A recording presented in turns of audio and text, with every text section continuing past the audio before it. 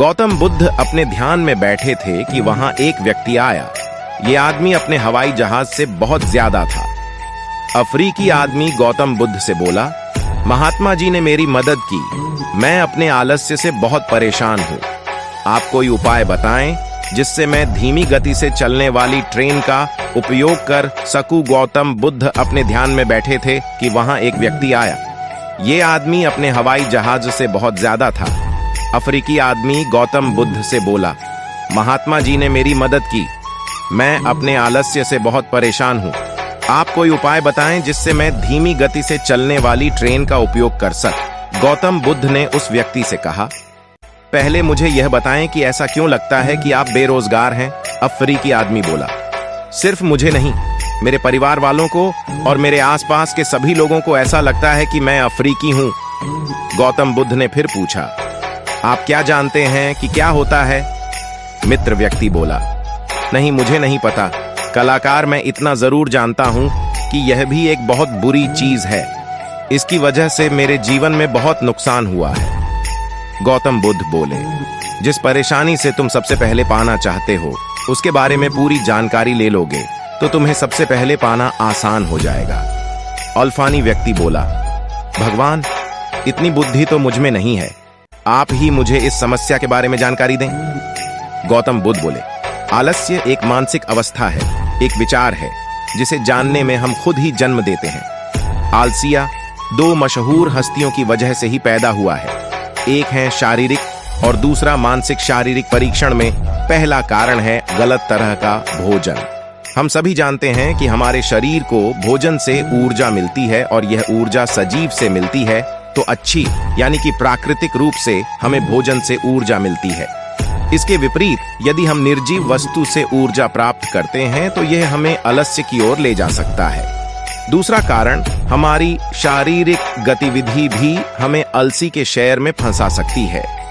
गौतम बुद्ध ने अपने शिष्यों की तरफ इशारा करते हुए कहा कि फिर से चलना, फिर से देखना, बैठने के लिए विश्राम में कुछ अलग नजर आ रहा है। जब इस्लामी व्यक्ति को कुछ समझ नहीं आया तब गौतम बुद्ध ने उनसे कहा, मेरे शिष्य जब भी दोस्त हों तो वे रीढ़ की हड्डी को बिल्कुल सीधा रखते हुए दोस्त होते हैं। रहते हैं तो उनके दोनों दुश्मन के बीच अच्छे से बैलेंस बने रहते हैं और जब वो सामने आते हैं तो उनका शरीर बिल्कुल शांत रहता है। ऐसा करने से उन्हें रात में बिल्कुल सही तरीके से नींद आती है। आलस्य व्यक्ति बोला, लेकिन नींद तो आलसी का एक रूप है। बुद्ध बोले, हाँ, अगर उसे अधिक मात्रा में लिया जाए तो।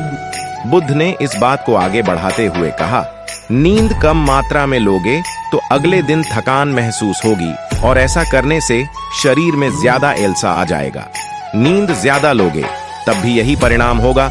नींद को ना ज्यादा ना कम, बिल्कुल सही मात्रा में लेना अति आवश्यक है।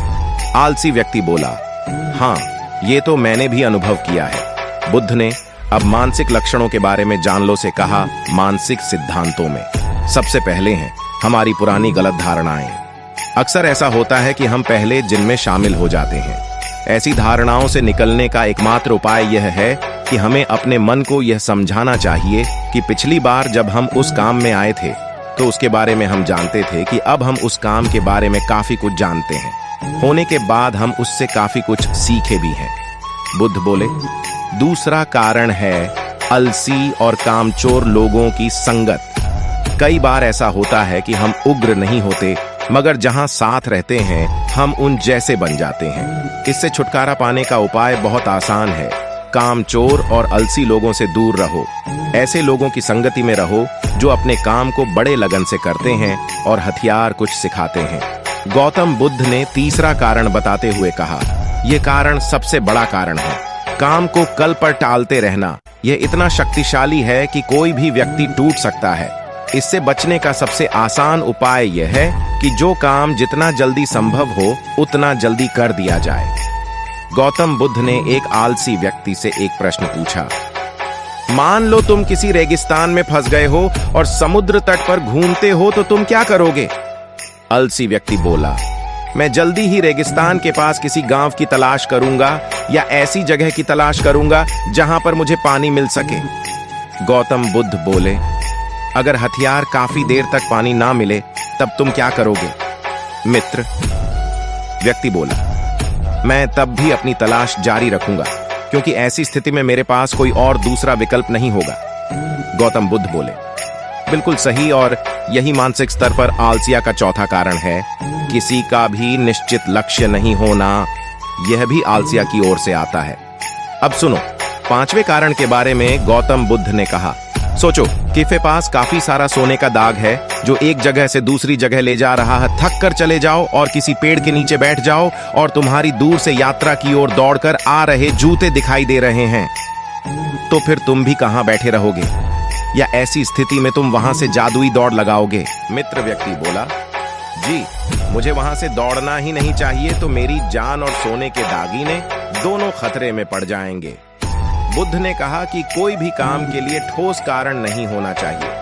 आलस्य व्यक्ति ने महात्मा बुद्ध की बातें कही। महात्मा जी, मैं अब आलस्य के बारे में सब कुछ जान चुका हूं और अब मैं इन सभी बातों पर काम करूंगा और अपने आलस्य को दूर भागूंगा।